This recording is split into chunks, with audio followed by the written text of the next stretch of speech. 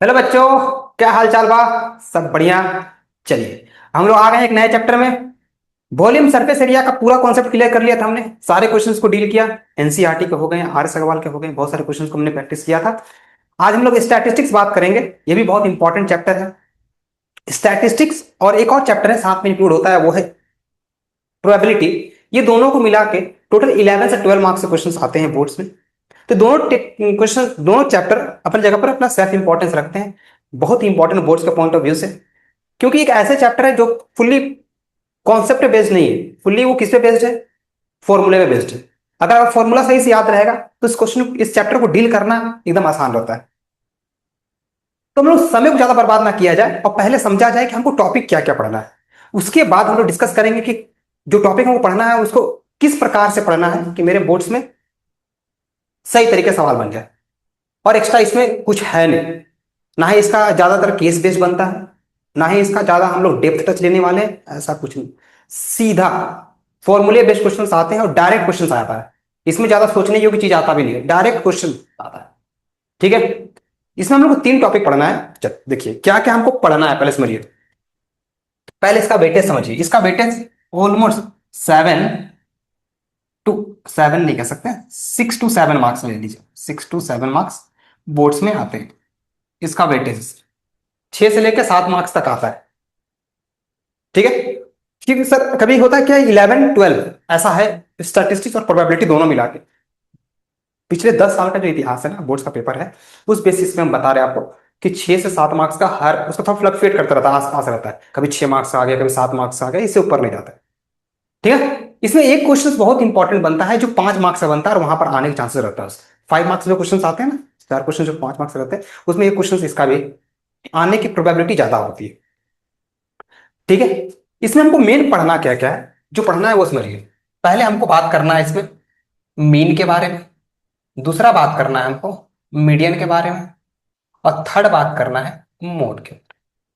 इन सब के अलावा हमको एक और बात करेंगे हम लोग, और वो होगा इंपेरिकल फॉर्मूला।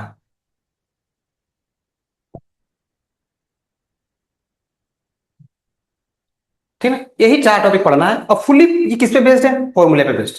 केवल फॉर्मूला अगर आपको याद रहेगा तो फिर चैप्टर को बनाना एकदम आसान है।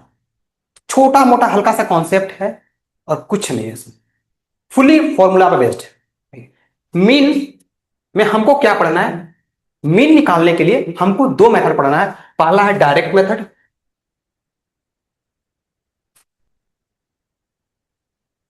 दूसरा है अज्यूम्ड मीन मेथड।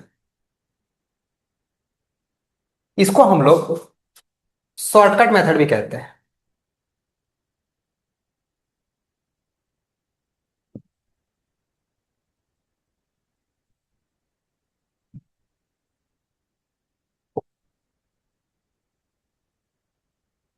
ठीक है। इसमें एक और टॉपिक हमारा था, देखिए एक और टॉपिक इसमें था, ध्यान रखिएगा थोड़ा सा। और कुछ के पास पुराना बुक होगा वो हो सकता है कि बनाएंगे। एक था हमारा स्टेप डेविएशन मेथड।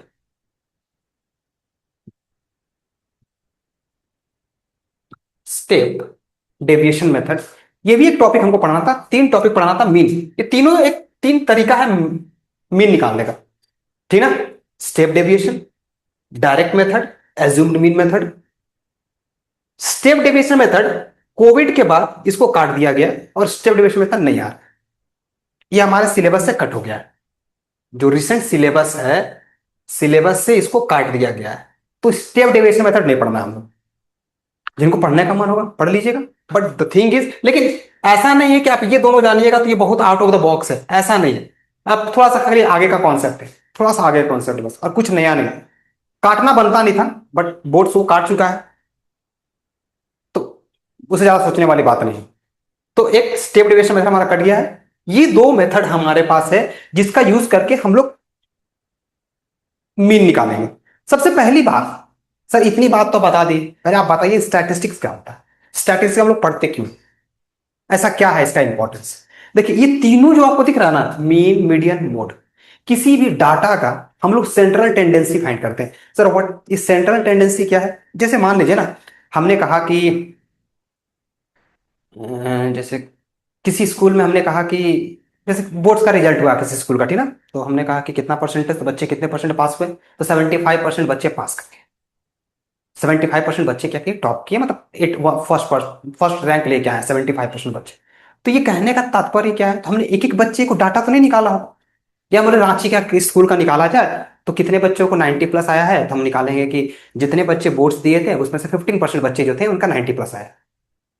ऐसा कुछ हो सकता है, डाटा हम निकालेंगे जो भी होगा। तो हम किस बेसिस पे बता रहे हैं, तो ये जो बेसिस निकल के आ रहा है जिससे हम एक एस्टिमेशन निकाल के दे रहे हैं कि वो क्या हो सकता है, कितने आसपास हो सकता है। तो 15% बच्चे हैं जिसका 90% आया है। कहने मतलब हर 100 बच्चे में से 15 बच्चे होंगे जिसका 90% आया है, प्लस आया है। ये कहने का तात्पर्य ये हमारा इसका मीनिंग कंसर्न ये। तो एक हम थोड़ी सब बच्चे के ज्यादा डाटा कलेक्ट किए होंगे, नहीं सब। देखिए हम लोग एवरेज डाटा बताते हैं, एवरेज, ये जो एवरेज की बात की जा रही है दैट इज कॉल्ड मीन। किसी भी डाटा का मिडिल मोस्ट टर्म का जब बात किया जाता है उसको बोलते हैं मीडियन। कोई डाटा बहुत बड़ा डाटा है, लंबा सा डाटा है, तो बीच में कौन सा डाटा है, बीच में कौन सा टर्म निकल के आएगा, तो उसको हम लोग कहते हैं मीडियन।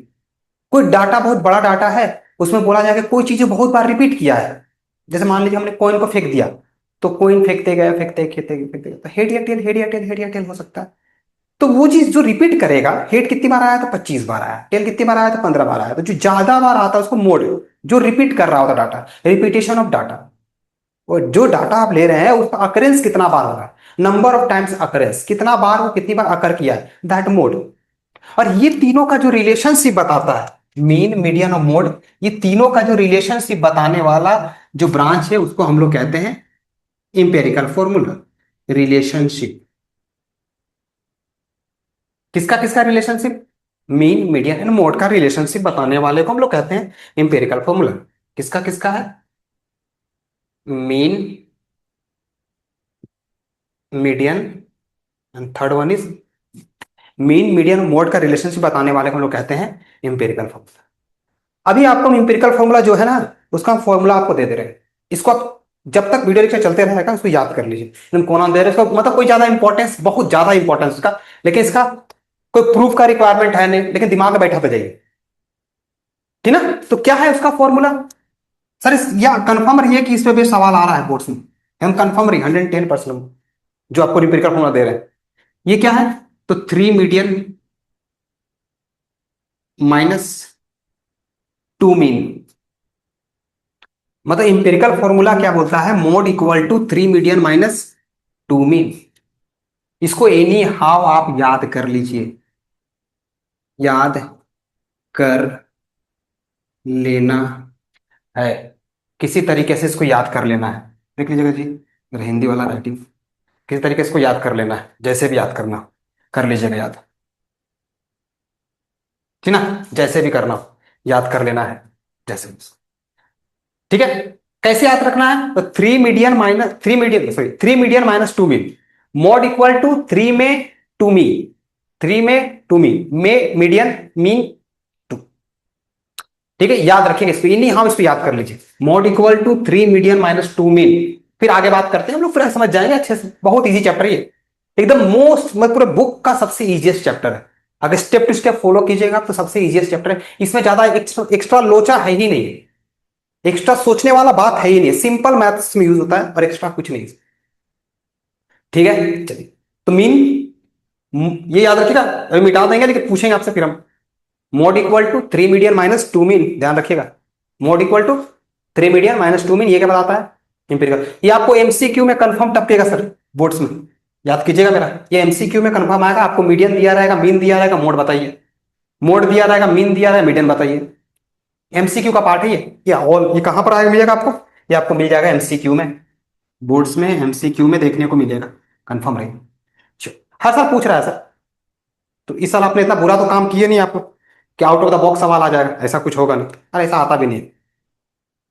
ठीक है, तो आज के लेक्चर में हमारा पूरा जो फोकस होगा वो केवल मीन पे होगा, जिसमें हम लोग मीन के दोनों मेथड को समझेंगे और किस तरह के सवाल पूछ जाते हैं उसको अच्छे तरीके से हम लोग समझने की कोशिश करें, जो बोर्ड से क्वेश्चंस कैसे कैसे पूछ जाते हैं।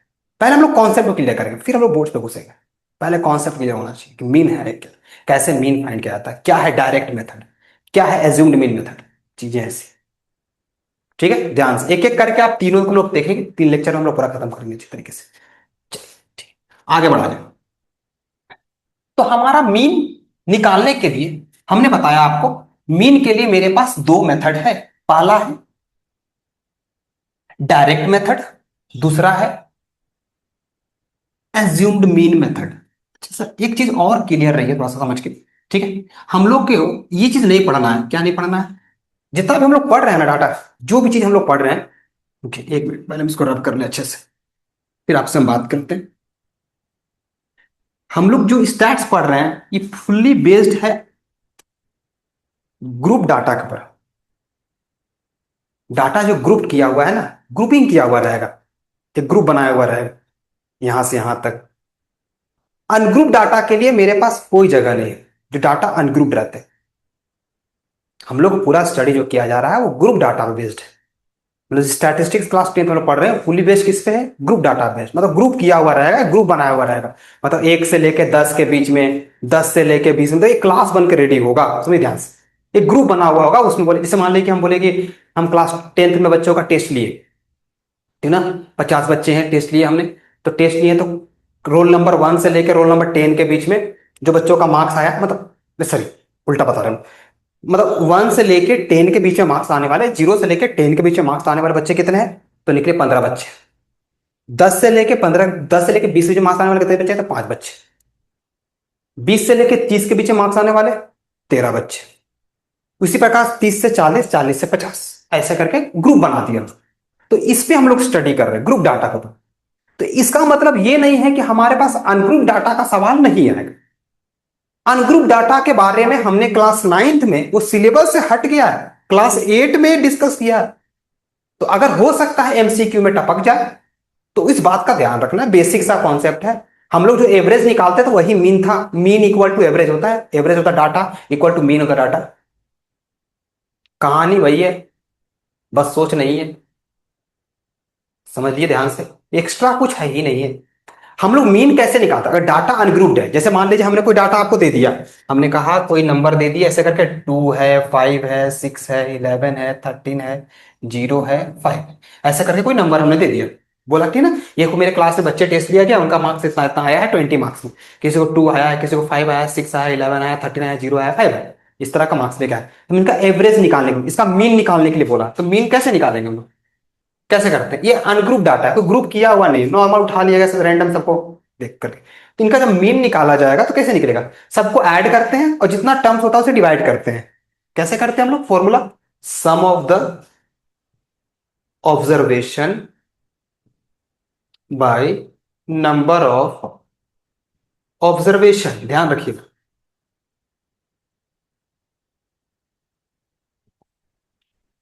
सम of the observation by number of observation. तो सम ऑफ द ऑब्जर्वेशन क्या हो जाएगा, 2 + 5 + 6 +11 + 13 + 0, मतलब सबको ऐड कर दिया जाएगा।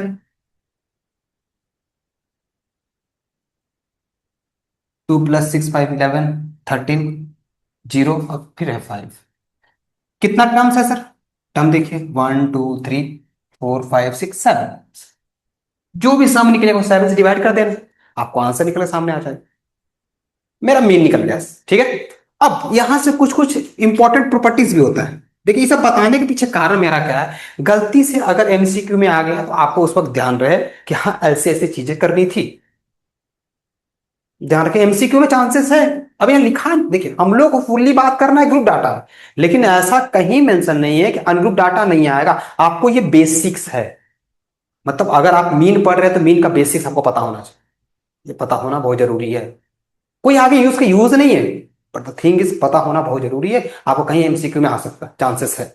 तो इंपॉर्टेंट कुछ कुछ इसका प्रॉपर्टी होता है, कुछ कुछ इंपॉर्टेंट बात को ध्यान रखना है। ठीक है, कह रहा है अगर ईच ऑब्जर्वेशन में ईच ऑब्जर्वेशन में अगर हम चेंज किए, ईच ऑब्जर्वेशन में अगर हम चेंज किए तो मीन में भी वैसे ही चेंज होगा, मीन भी चेंज करेगा।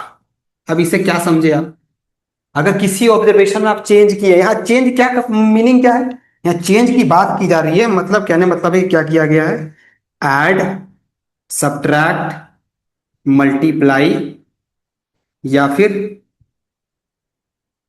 डिवाइड, ये चारों कर दिया गया, चारों में से कोई एक भी पार्टिसिपेट किया तो काम चलेगा। मतलब सभी ऑब्जर्वेशन हम बोल दिए कितना ऐड किए, टू ऐड कर दिए, लेट्स से मान लीजिए। तो जिस सारे ऑब्जर्वेशन में अगर टू ऐड कर देंगे ना, तो मीन जो होगा ना, न्यू मीन, उसमें भी टू ऐड हो जाएगा। यही बोलना चाहते हैं, उससे भी टू ऐड हो जाएगा। अगर हमने किसी भी सारे ऑब्जर्वेशन को थ्री से डिवाइड कर दिया, इसको भी थ्री से, इसको भी थ्री से, तो जो न्यू मीन निकलेगा उसको भी थ्री से डिवाइड करना, आंसर वही फर्क पड़ेगा। ठीक है, जैसे मान ले सवाल ऐसे बोल दिया, the mean of 10 observation is 7, ठीक ना। If each observation is reduce by 2, मतलब सारे ऑब्जर्वेशन को दो दो रिड्यूस कर दिया गया, ठीक ना, सारे ऑब्जर्वेशन को दो दो रिड्यूस कर दिया, तो न्यू मीन क्या हो जाएगा, तो 10 के लिए 7 था, तो सारे को दो दो रिड्यूस किया गया, तो इसका कितना हो जाएगा, 7 माइनस 2 5। तो जो चेंजेस किया जाएगा इसमें, मीन में भी उसी प्रकार का चेंजेस होगा, ये प्रॉपर्टी कहता है। और इतने में सल्टा देंगे इसको हम लोग, और एक्स्ट्रा कुछ बात नहीं करना है। बस ध्यान रखिएगा, अगर ये पूरा कॉन्सेप्ट क्लियर हो गया है तो बोलिए आगे बढ़ा जाए। ये इंपॉर्टेंट बात है, वेरी वेरी इंपॉर्टेंट बात। क्या है इंपॉर्टेंट बात, ईच ऑब्जर्वेशन चेंज, अगर ईच ऑब्जर्वेशन को हम चेंज करते हैं विथ कंडीशन, जो कंडीशन से चेंज करेगा, अगर बोला ऐड करने के लिए, डिवाइड करने के लिए, सब्ट्रैक्ट करने के लिए, मल्टीप्लाई करने के लिए, तो जिससे मल्टीप्लाई किया जाएगा उसी से हम लोग क्या करेंगे, मीन को मल्टीप्लाई कर देंगे। जैसे बोल दिया कि ईच ऑब्जर्वेशन को किससे मल्टीप्लाई किया गया है, थ्री से, तो न्यू मीन क्या हो जाएगा, तो उसको भी थ्री से मल्टीप्लाई कर देंगे, वही मेरा आंसर होगा। तो एमसीक्यू में पूछा जा सकता है, ध्यान रखिएगा, जितना परसेंट बढ़ा देंगे तो उतना ही परसेंट भी बढ़ जाएगा। परसेंट वाला कहानी भी है सवाल में, ध्यान दीजिएगा। जैसे मान लीजिए कि हम ईच ऑब्जर्वेशन को क्या बोलती है, 20% इंक्रीज कर दिया, तो इसको भी 20%, 20%, 20%, जो मेरा मीन होगा ना, उसको भी 20% इंक्रीज कर देंगे, तो प्लस हो जाएगा 20% ऑफ द मीन। बस, बेसिक सा, एक्स्ट्रा कुछ बात ही नहीं। इन सभी बातों को ध्यान रखना, अपने फ्रंट पेज में लिख लेना है भाई, सब ध्यान रखना है, एग्जाम से जाने से पहले एक बार इसको देख लेना है। ठीक है, ये बेसिक सा बात है। दो चार सम्स होगा आपको बुक वगैरह में, आप एमसीक्यू बनाएंगे, आपको मिलेगा ही मिलेगा सम्स वगैरह ये सब चीज, ठीक है ना। तो एक बार देख लीजिएगा ध्यान से, हो सकता है ना भी आए, लेकिन हम लोग तो अपने आप से तैयारी करके जाएंगे ना। ठीक है, कुछ छोड़ तो नहीं जाना, अगर एक्स्ट्रा करके जाएंगे तो कोई दिक्कत वाली बात नहीं है।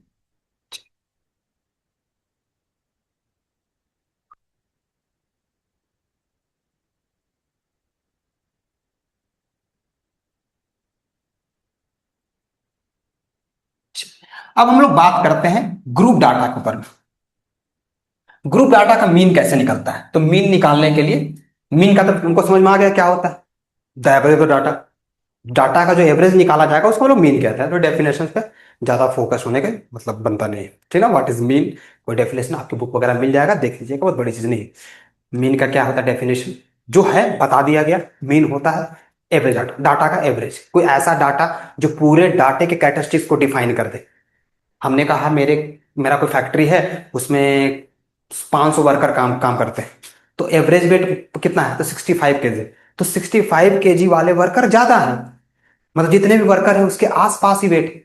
हो सकता है कोई 42 kg भी है, कोई हो सकता है 40 kg के भी होंगे, कोई हो सकता है कि 90 kg के भी होंगे, लेकिन 65 वाले ज्यादा है। एवरेज डाटा की बात की जा रही है, मतलब सेंट्रल टेंडेंसी की बात करें, जिससे हम लोग क्या करते हैं, पूरे डाटा को कर पा रहे हैं, मतलब कि सारे डाटा को हम लोग कैरेक्टरिस्टिक्स कर पा रहे हैं, उसके फीचर्स को बता पा रहे हैं। मतलब ज्यादा लोग कितने निकलेंगे, तो 60 से 70 के बीच में, 50 से 70 के बीच में, ऐसे करके आसपास जितने लोग होंगे 50 kg के बाद ही दिखेंगे ज्यादा।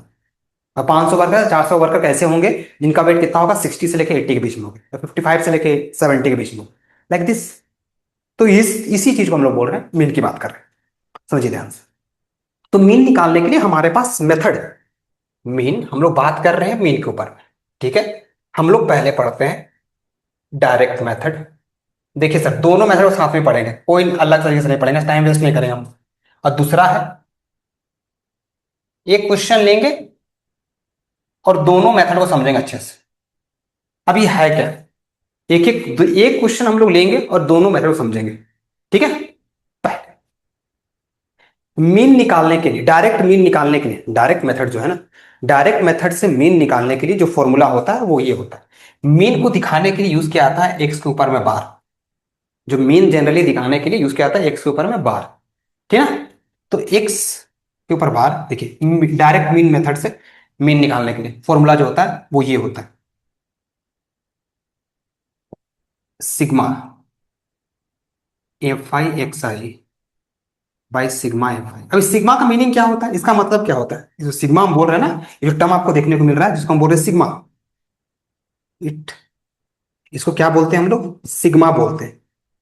सिग्मा का मतलब होता है समेशन, समेशन, ऐड करना। ठीक है ना? सिग्मा का मीनिंग ये होता है sigma F I into X I, इसका मीनिंग हो गया F I into X I. ठीक है, सिग्मा एफ आई। कहां से मारा? ये मेरा मीन निकालने का मेथड है डायरेक्ट मेथड से। ये मीन निकाला जाएगा डायरेक्ट मेथड से। अगर हमको बोला जाए एज्यूम्ड मीन मेथड से मीन निकालिए, देन एज्यूम्ड मीन मेथड से अगर मीन निकालने के लिए बोल दिया गया, तो एज्यूम्ड मीन मेथड से अगर मीन निकालने के लिए बोल दिया जाए तब क्या फॉर्मूला होता है? तो A plus sigma F I D I by sigma F I. चलिए, ये दूसरा मेथड है। अब दोनों को देखिए क्या क्या है। अब ए एफ आई डी आई क्या होता है सब समझ में आ जाएगा। अब दोनों को उतार लीजिए। ठीक है ना? यहां पर जो है ना, इसको थोड़ा सा उतार लिख ही नहीं, ज्यादा अच्छा रहेगा। ठीक है ना? ए जो होता है, it is the any value of X I. X I का कोई वैल्यू है, एक्स आई में किसी का एक वैल्यू लिया गया है जिसको हम लोग बोला गया है ए।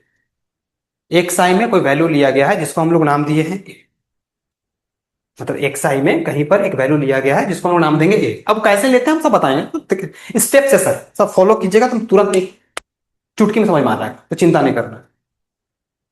ठीक है, पहला डायरेक्ट मेथड, एज्यूम्ड मेथड, दोनों को एक एक करके डिस्कस करेंगे according to the questions. Question लेने के बाद ठीक है, दोनों को फॉर्मूले को अच्छे से उतार लीजिए। याद करें, दोनों फॉर्मूला अपने जगह पर सेल्फ इंपॉर्टेंस रखता है, वेरी वेरी इंपॉर्टेंट। अब सुनिए, अगर मेरे को एक ही फॉर्मूला से काम चल रहा था तो दो फॉर्मूला क्यों पढ़ना पड़ रहा है? ऐसा क्या जरूरत पड़ गया? बात समझिए, मन में तो आया होगा सवाल ना, सर तीन तीन फॉर्मूला था, तीन तीन था मेरे पास, डायरेक्ट मेथड था, एज्यूम्ड मीन था, स्टेप डेविएशन था। सर एक से ही काम चल रहा था, डायरेक्ट मेथड से ही मीन निकाल लेते, एज्यूम्ड मीन से ही। तो एज्यूम्ड मीन क्यों लाया गया, स्टेप डेविएशन क्यों लाया गया? ऐसा क्या परेशानी आ रहा था कि तीन तीन मेथड को पढ़ना पड़ रहा था? अब तो 2 साल से नहीं पढ़ रहे बच्चे, 3 साल से ना, पहले तो पढ़ ही रहे थे। और हटाने का कोई हम दिखता भी नहीं है। जब एज्यूम्ड मीन हम पढ़ रहे हैं, उसी का थोड़ा बड़ा भाई है वो, एक्स्ट्रा कुछ है ही नहीं है। एक वन स्टेप खाली काटने बोल रहा है, बस एक स्टेप वो काट के बोल रहा है कि मत पढ़ो उसको बस, और उसको पूरा पढ़ा रहा है, खाली हटा दिया उसको। अब कहीं उसका ऐसा कुछ नहीं है कि भाई बहुत फास्ट है वो, छोड़ दिए। Assumed mean equal to step deviation, सच्ची बता रहा हूं, जरूर डिस्कस करेंगे उसको, छोड़ेंगे नहीं। तो डायरेक्ट मेथड पढ़ने से दिक्कत, डायरेक्ट मेथड से ही काम चल जा रहा था, तो एज्यूम्ड मीन क्यों? सुनिए क्या हो रहा था। डायरेक्ट मेथड करते वक्त क्या होगा, आपको डाटा बहुत बड़ा नजर आएगा, कैलकुलेशन थोड़ा हेवी होगा। सुनिएगा, वही चीज मीन ही निकालना है, जब हम डायरेक्ट मेथड को सॉल्व कर रहे हैं, यूज करके सॉल्व करेंगे, तो डाटा बहुत बड़ा निकल के सामने आएगा। हो सकता है कि 1000 में इंटू हो जाए, समझ पा रहे हैं? 265 इंटू 371 ऐसे इंटू होना पड़ा, करना पड़ जाए, मतलब बड़ा बड़ा मल्टीप्लाई हो सकता है, बड़ा बड़ा कैलकुलेशन हो सकता है। तो उसी कैलकुलेशन को छोटा करने के लिए मेथड बनाया गया। जब एज्यूम्ड मीन मेथड यूज कीजिएगा तो कैलकुलेशन और छोटा हो जाएगा, जब स्टेप डेविएशन में यूज कीजिएगा तो और कैलकुलेशन छोटा हो जाएगा, एकदम ना के बराबर कैलकुलेशन हो जाएगा जब आप स्टेप डेविएशन मेथड से सॉल्व कीजिएगा। ऐसा है, और कोई नया मेथड नहीं है, दोनों एक दूसरे खाली देखिए ना, जो यहां दिख रहा है वही यहां दिख रहा है आपको, बस यहां पर डी आई आ गया, यहां पर ए पैदा हो गया एक्स्ट्रा, और वो ए उसी में से लिया गया है, तो उस समझे, उसमें ए को घटाया जाता है, यहां पर ए को ऐड कर दिया गया। देखिए, अभी जब करके दिखाएंगे आपको, उसमें ए माइनस करेंगे हम, सॉल्व करते वक्त ए आपको माइनस करेंगे हर एक स्टेप्स में। अरे यहां पर ए को बोल रहा है ऐड कर दो, जो आप माइनस किए तो उसको ऐड कर दो, क्योंकि आप पहले माइनस कर चुके हो, तो माइनस कर चुके हो तो माइनस करके आप छोटा कर रहे हैं डाटा। अगर आप माइनस कर रहे हैं डाटा छोटा हो रहा है, अगर आप डाटा छोटा करने के लिए आप कुछ चीज को हटा रहे हैं, जब मीन निकालेंगे तो उसको डालना होगा ना सर, तो उसको डालिए, चीजें ऐसी। बात समझ पा रहे हैं? जानबूझ के किया गया है, तो हम एक एक करके दोनों को नहीं, एक ही क्वेश्चन में दोनों को समझेंगे। ठीक है, सिग्मा पढ़ते हैं इसको, समेशन ऐड करना, समेशन मतलब ऐड करना होता है, पता है आपको, बेसिक सा बात।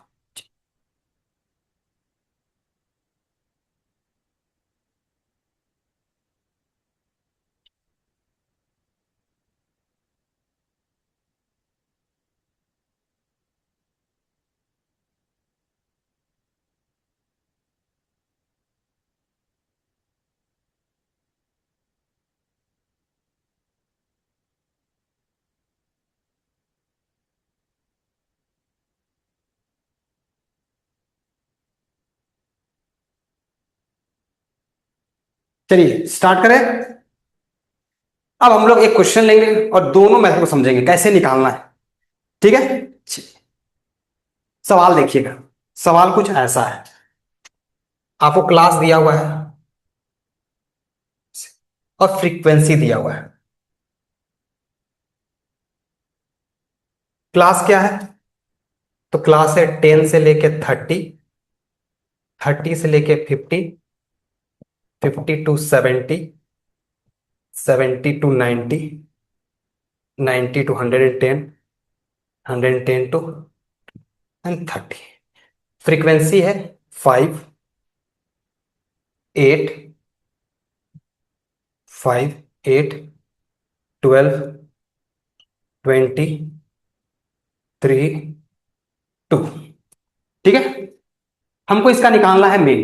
कोई डाटा दिया हुआ है, कोई क्लास दिया हुआ है, कोई डाटा 10 से 30 के बीच में 5 बार आया है, कोई चीज होगा। सिंपल सा कोई चीज हो सकता है, कोई डाटा हो सकता है। जैसे क्या बोल सकते हैं, जैसे मान लीजिए कि हम बोलें कि ऋषभ पंत क्रिकेटर है। तो ऋषभ पंत 2025 में मान लीजिए वो रन स्कोर किया है, तो 10 से लेकर 30 के बीच में कितना रन बनाया है? 5 बार बनाया है। 10 से लेकर 30 के बीच में रन बनाने में कितना बार आउट हुआ है? 5 बार बनाया है। 30 से 50 के बीच में 8 बार बनाया है। 50 से 70 के बीच में 2 बार आउट हुआ है, मतलब रन बनाया है। 70 से 90 के बीच में 20 बार आउट हुआ है। 90 से 110 के बीच में 3 बार आउट हुआ है। 110 से लेकर 100 के बीच में 2 बार आउट हुआ है। ऐसे मतलब रन बनाते वक्त ऋषभ पंत ऐसा कुछ स्टोरी देते, मतलब एक क्लास, एक ग्रुप बना दिया गया। अब एक एक करके नहीं निकाल सकते ना सबका मीन, इतना बार आउट हुआ, इतना बार आउट, इतना इतना आउट, कितना बार आउट हो गया, तो कितना बड़ा हो जाएगा डाटा निकालने में, कितनी परेशानी हो जाएगी। सबको ऐड करो, फिर वो करो। अनग्रुप वाला सोचिए, सोचिए सब एक बार ऋषभ पंत कितना आउट होता है? 55 में, फिर 56 में, 57 में, फिर 11 रन बना कर आउट हुआ, 16। तो उतना को ऐड करना कितना मुश्किल हो जाएगा, सोचिए तो थोड़ा सा। और उतने सारे डाटा को लिखना फिर ऐड करना, सोचो थोड़ा सा हेक्टिक हो जाएगा। उसी को सॉल्व करने के लिए किया गया। ठीक है, ये क्लास वाला आता है। क्लास का जो पहला होता है ना, उसको बोलते हैं लोअर लिमिट, इसको कहते हैं upper limit.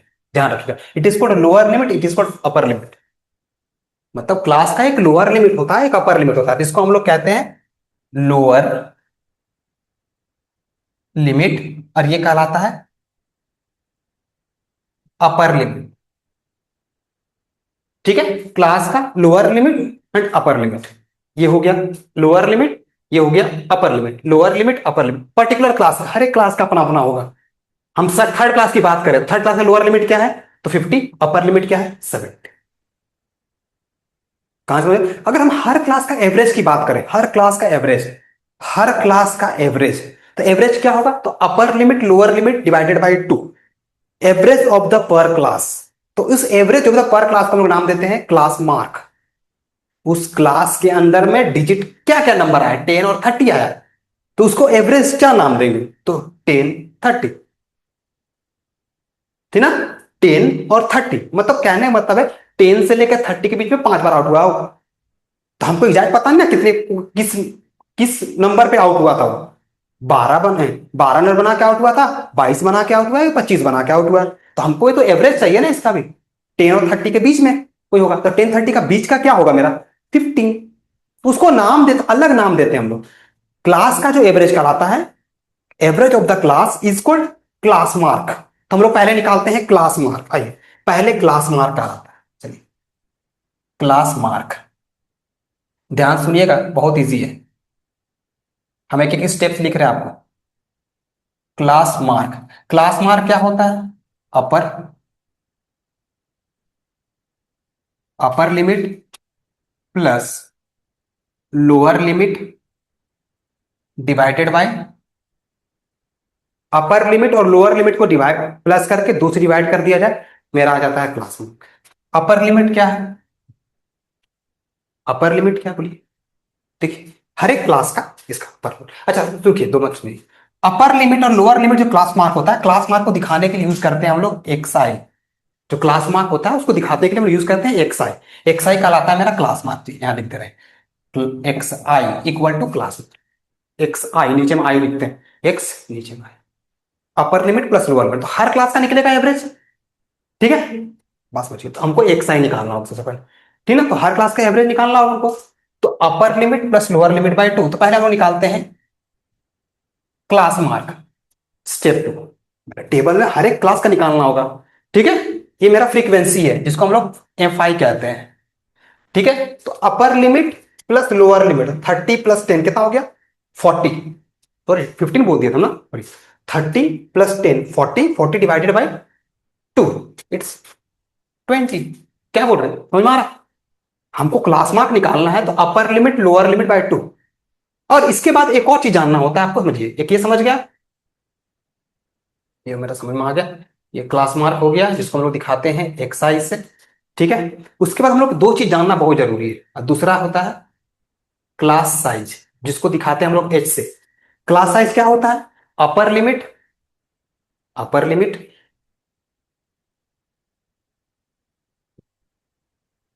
Minus lower limit. Upper limit minus lower limit. Upper limit कितना है सर यहाँ पर? 30। लोअर लिमिट कितना है मेरा? 10। 30 - 10 कितना हो गया? 20। तो क्लास साइज कितना हो गया? ये दोनों बात को समझ लीजिए, आपको बेसिक्स ज्ञान है, किसी भी क्लास के बारे में आपको पता होना चाहिए। क्लास मार्क क्या होता है, क्लास साइज क्या होता है, ये हम लोग आगे बात करने में मजा आएगा। ठीक है, सबसे बढ़िया।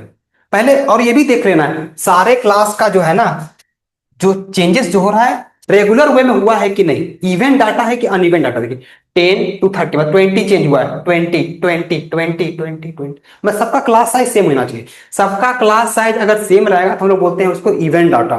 सबका क्लास साइज अगर अलग अलग आता है उसको हम लोग कहते हैं अनइवेंट डाटा। समझ पा रहे हैं? ध्यान रखिएगा, क्लास साइज एक भी डिफर कर गया तो हम लोग बोलते हैं उसको अनइवेंट डाटा। तो हमको पहले उसको इवेंट बनाना पड़ता है, हम लोग आगे बात करेंगे उसको लेकर, लेकिन पहले बेसिक समझ जाते हैं। ठीक है, तो आइए, हमको पहला निकल गया क्लास मार्क एक साइड। दूसरा 50 + 30 डिवाइडेड बाई 2 40। 70 50 ये हो जाएगा 60। 90 70 80। ठीक है, ध्यान से।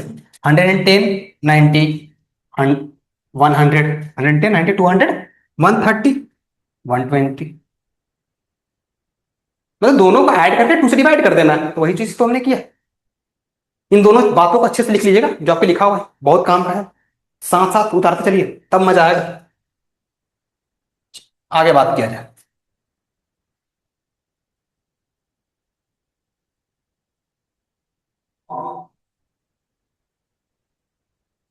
ये हमारा एक साइन निकल गया। आगे हम लोग बात करेंगे, आगे जो सब जो फॉर्मूला था, फॉर्मूला को देखिए। मेरे पास फॉर्मूला क्या था, देखिए। मीन निकालने के लिए आपके पास फॉर्मूला क्या था? Sigma F I X I by sigma F आई, यही था। Sigma F I X I by sigma F आई। तो हमको एफ आई इंटू एक्स आई पूछा है, हम एक्स आई निकाल दिए हैं। तो अगला स्टेप मेरा क्या होगा? एफ आई इंटू एक्स आई निकालने का। तो चलिए आइए निकालते हैं। एफ आई इंटू एक्स आई, तो 20 × 5 100, 320। देख रहे एकदम ईजी है। अभी डाटा देखिए कितना बड़ा डाटा हो रहा है इंटू करने में, देखिए 320 पहुंच गया, 1000 ही पहुंच जाएंगे, चांसेस है। लंबा हो जाएगा, छोटा डाटा नहीं है, जानबूझ के आपको समझाने के लिए, और बड़ा भी हो जाएगा। 60 × 12,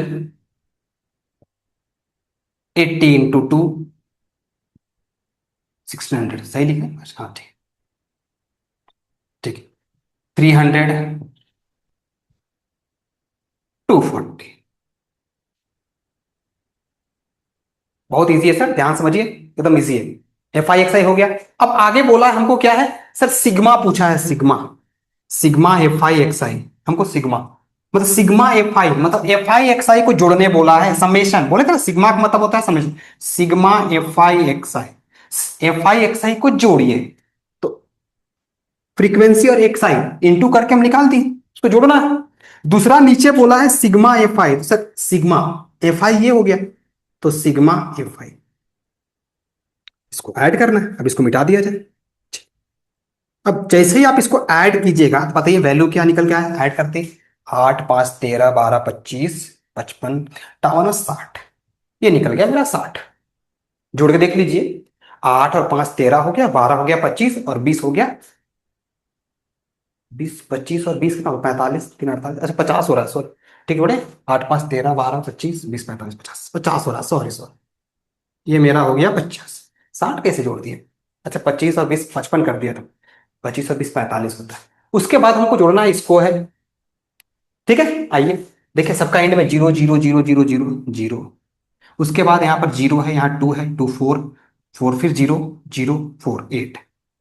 कोई दिक्कत? देखिए जीरो, सब में zero zero zero, last digit zero. फिर टेंस वाले में जीरो टू टू फोर, फिर जीरो जीरो। थर्ड वाले में वन है, थ्री है, थ्री और वन फोर, फोर और सेवन कितना हो गया? इलेवन, इलेवन और सिक्स कितना हो गया? इलेवन और सिक्स सेवनटीन, सेवनटीन और थ्री कितना होता है बच्चा? सेवनटीन, थ्री जल्दी बताइए। ट्वेंटी, ट्वेंटी और two, twenty two, twenty two का टू हो गया। हाथ में कैरी गया टू, कुछ बच रहा है इधर? कुछ नहीं, सब ले लिए। टू और one, three, three two eight zero. ये मेरा हो गया sigma F I X I. हमको निकालना तो sir mean, mean equal to sigma F I X I by sigma F I. Sigma F I X I का value निकाल चुके हम, कितना है? तो three two eight zero divided by fifty, ये कट गया, 328/5। अब इसको सॉल्व कर दिया जाए तो सॉल्व करते ही क्या निकलेगा हमको? पॉइंट्स में निकालना होगा। फाइव सिक्स ज़ा 30, टू एट, फाइव फाइव ज़ा, और उसके बाद थ्री जीरो, 65.6 निकल के आ रहा है आंसर। यही मेरा आंसर है। बात समझ पा रहे? मीनिंग ये है, 65.6 मेरा ये निकल के आया। क्या मेरा मीन क्लियर? अच्छे समझ में आएगा तो जो भी बोलिए, आगे बढ़े। एक्स्ट्रा कुछ है ही नहीं सर, देखिए कुछ एक्स्ट्रा नहीं। आपको क्लास मार्क निकालना है, स्टेप वन में क्लास मार्क सारे का निकलेगा। अगले स्टेप में हमको एफ आई एक्स आई करना है। हाँ, आपको एक चीज प्रेफर करवाएंगे, देखिए ध्यान से, हम जो प्रेफर करते हैं, जो मेरे को लगता है, अगर आपको एक्स्ट्रा कुछ दिया हुआ नहीं है, बोला नहीं है कि इस मेथड से निकाले, उस मेथड से निकालिए, तो इस मेथड में ज्यादा लोचा नहीं है, सीधा इसी से बढ़िए। हो सकता है थोड़ा कैलकुलेशन बढ़ जाता है, लेकिन सवाल बनते हैं और इजिली बनते हैं। ठीक है, ध्यान रखिए।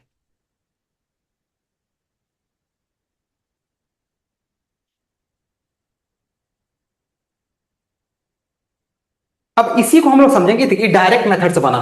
ये किससे बना है? डायरेक्ट मेथड से। ये फुली बेस्ड है डायरेक्ट मेथड पे। ठीक है, अभी हम लोग इसी सवाल को बनाएंगे किससे? अज्यूम्ड मीन मेथड से। सेम 65.6 आया ना, एक बार देख लेते हैं आंसर, सेम 65.6 है कि नहीं। 65.6 है कि नहीं? हाँ 65.6 ही है। हाँ 65.6 ही आंसर, 65.6। देख लेना, हो सकता है कैलकुलेशन मिस्टेक होने चांसेस रहते हैं, इसे देखना जरूरी है। चलिए, अब हम इसी सवाल को बनाएंगे अज्यूम्ड मीन मेथड से। अब अज्यूम्ड मीन मेथड से कैसे बना जाएगा देखा जाए। ये अज्यूम्ड मीन मेथड से बनाया कैसे जाए, देखिए। अज्यूम्ड मीन मेथड, ठीक है। अगर एज्यूम्ड मीन मेथड आपको याद होगा तो आप ध्यान दीजिएगा, इसका फॉर्मूला क्या है मीन निकालने का? तो सर कुछ ऐसा है, sigma F I D I, sorry sorry sorry, नहीं नहीं नहीं सर, ऐसा नहीं था। इसमें पहले कुछ ए आया था, अभी ए था क्या? Sigma F I D I by sigma F आई, कुछ ऐसा था स्टोरी सर। ठीक है, आगे बढ़ा जाए। अब सुनिए क्या किया जाएगा इसमें। एक्साई तक का काम आपको करना है, ये एक्साई तक का काम है ना, वो हर एक मेथड में आएगा। ये एक्साई आपको निकालना ही निकालना, बिना इसके निकाले आप मीन निकाल ही नहीं सकते। अगर ग्रुप डाटा है तो आपको एक्साई निकालना ही निकालना होगा, जैसे भी निकाले आपको एक्साई निकालना होगा। अब एक्साई के बाद आपको निकालना है डीआई। देखिए फॉर्मूला में क्या है, एफ आई डी आई। मेरे को अब नहीं चाहिए F I X I, F I D आई चाहिए। तो एक्स आई के बाद मेरे को निकालना है डी आई। ठीक है, अब डी आई होता क्या है पहले समझिए। ये डी आई जो है ये है क्या? ये जो डी आई की बात कर रहे हैं, ये डी आई है क्या? डी आई है x I minus A. D I जो होता है वो होता है एक्स आई माइनस ए। अब वो ए है क्या? ए आपको जो भी मन कर रहा है एक्स आई में, उसको आप ए ले लीजिए। आपको जो इच्छा है वो ले लीजिए, आपकी मन, ऐसा कुछ नहीं है। आपको जो मन लग रहा है, जिसको आपको अच्छा लगता है, आपको 20 को लेना है ए, इसको ले लीजिए। 40 को लेना है 40 को ले लीजिए। 60 को लेना है 60 को ले लीजिए। 80 को लेना है 80 को ले लीजिए। 100 लेना है 100 लेना है, जो आपकी इच्छा है वो ले लीजिए। चिंता का विषय नहीं। ठीक है, लेकिन हर जगह लेकिन तो चलेगा ही चलेगा, समझ रहे हैं ना बात? हर जगह लेकिन चलेगा, लेकिन आपको एक सवाल आसान हो जाए, डाटा अभी तुरंत स्टार्टिंग बताएं, एज्यूम में हम पढ़ना क्यों पढ़ा, डाटा को छोटा करने के लिए। तो वो सजेस्ट करते हैं, हम भी सजेस्ट करेंगे आपको कि जो भी डाटा दिया हुआ है उसको मिडिल वाला जो टर्म रहेगा ना एक्सआई को, उसको ए लीजिए, मिडिल वाले टर्म को ए लीजिए, या फिर 60 को या फिर 80 को आप ए ले सकते हैं। आप काम समझ पा रहे हैं क्या बोल रहा हूं? कोशिश कीजिए मिडिल वाले टर्म को ए ले ले। एक्सआई में मिडिल वाले टर्म को ए लिया जाता है, डाटा अच्छा बन जाते हैं, सॉल्व करने में आसानी होती है। चलिए, तो हम क्या किए, 60 को ए ले लिए, चलिए इसको हम ए ले लिए, ए ले लिए। अब आइए निकाला जाए एक्सआई। 60 को ए लिए हैं तो डीआई निकालते हैं, तो 60 को ए लिए हैं तो एक्सआई माइनस ए, देखिए एक्सआई माइनस ए, पहला वाला केस के लिए एक्सआई माइनस ए, तो एक्सआई कितना है तो 20, ए कितना लिया हम 60, 20 माइनस 60 कितना हो गया तो -4, तो सर ये निकलेगा माइनस। समझ पाए क्या बोल रहे हैं? इजी है। डीआई निकालना है मेरे को, तो एक्सआई माइनस ए, एक्सआई मेरा क्या है 20, मैंने ए इसको लिया है। सेकंड केस में यहां पर आ जाएगा 40 और ये हो जाएगा मेरा -20, ये होगा -20, 60 यहां पर आ जाएगा 60, तो इस केस में आ जाएगा 0, फिर यहां पे यहां हो जाएगा 80, 80 माइनस 60 20, यहां पर हो जाएगा। अब तो आप समझदार हैं, 100 माइनस 60 सर हो गया 40। समझ पा रहे हैं क्या हुआ? 120, 120 माइनस 60 तो ये हो जाएगा 60। जल्दी तो नहीं हो गया, एकदम इजी चले सर, आगे तो गए ही नहीं, एक्स्ट्रा तो कुछ किया ही नहीं। एक्सआई माइनस ए बोला है, डीआई जो है एक्सआई माइनस ए, एक्सआई मेरा 20 था तो 20 माइनस ए, 20 minus 60 -40, 40 minus 60 -20, 60 minus 60 0, 60 minus 80, 80 minus 60 20, 100 minus 60, मतलब ऊपर में माइनस करते जाना बस। कहानी क्लियर है? आइए अगला स्टेप में क्या करना है सर, तो मेरे को फॉर्मूला देखना है, F I into D I, तो हमको डी आई निकल गया, एफ आई ये, अगला स्टेप में निकालना है हमको F I into D I, निकाला जाए। चलिए निकालते हैं, F I into D I क्या है, तो 5 इंटू 40, क्या लिख रहे हैं, 5 4 जा 20, 200 -200, 8 2 जा 16, 120, 12 इंटू 0 0, 20 इंटू 20, देखिए ध्यान से, हमको एफ आई को डी आई से इंटू करना है, 20 इंटू 20 40, 3 इंटू 40 120, 2 इंटू 60 120। कहानी क्लियर है? देखिए ध्यान से एक बार चेक कर लीजिए, 5 into 40 200, 8 into 20 160, 12 into 0 0, 20 into 2 400, 20 into 20 400, 3 into 40 120, 2 into 60 120। ठीक है, सिग्मा एफ आई हम निकाल ही चुके हैं, हमको निकालना है सिग्मा एफ आई डी आई, निकाला जाए। ऐड करने की बात हो गई, चलिए -200 -160 कितना हो गया, देखिए हम ऐड करने का तरीका बता रहे हैं, माइनस नेगेटिव नेगेटिव ऐड हो गया, -200 -160 -360, -360, और इधर ऐड होगा 400 120 120, तो 400 120 520 520, और ये हो जाएगा 640, ये हो गया 640, माइनस कर देना है, तो ये निकला 0, ये निकला 8, ये निकला 20। या फिर देखिए और आसान तरीका बताते हैं आपको, देखिए 200 160 कितना हो गया सर, सोचिए 200 और 160 हो गया 360, 400 चल गया, तो कितना बचा आपके हाथ में 40, 120 120 240, और 40 हो गया 280। और आसान तरीका, जानबूझ के माइनस में आ रहा है डाटा, कितने छोटे, उस समय कितना बड़ा डाटा आया था सोचिए, सिग्मा एफ आई एक्स आई कितना आया था याद कीजिए, कितना बड़ा, 1000 में था, 3000 कुछ था। अभी देखिए सिग्मा एफ आई डी आई कितना है 280, कितना इजीली सॉल्व हो जाएगा, देख रहे हैं, तो जानबूझ के किया गया सर। अब आइए आपको निकालना मीन, अब निकाल दिया जाए मीन, तो मीन ए का वैल्यू कितना है, ए मेरा था 60 प्लस, और क्या है एफ आई डी आई कितना निकला, अच्छा यहां तो लिखे ही नहीं, 280 था, 280 था, एफ आई डी आई निकला 280, सिग्मा एफ आई कितना है सर, तो 50, जीरो जीरो कट गया, 60 + 28/5, 60 + 5 5 = 25, 5.6। देखिए आंसर मिलाइए, क्या पिछली बार वही आंसर आया था, फिर वही आंसर आया? ठीक है, सेम आंसर है। फर्क पड़ा? नहीं पड़ा। फर्क क्या पड़ा? फर्क ये पड़ा सर, पिछली बार डाटा मेरा बड़ा आया था, इस बार डाटा मेरा छोटा आया। और देखिए ध्यान से, जो मैंने बोला था, हर जगह 60 को माइनस किया गया, यहां पर 60 ऐड कर दिया गया। समझ पा रहे? चीजें वही है, एक्स्ट्रा कुछ है ही नहीं। देखो बस दोनों मेथड है, ये एक्स्ट्रा इसमें कुछ नहीं। अब सुनिए सवाल कैसे कैसे वैरी करता है इसमें।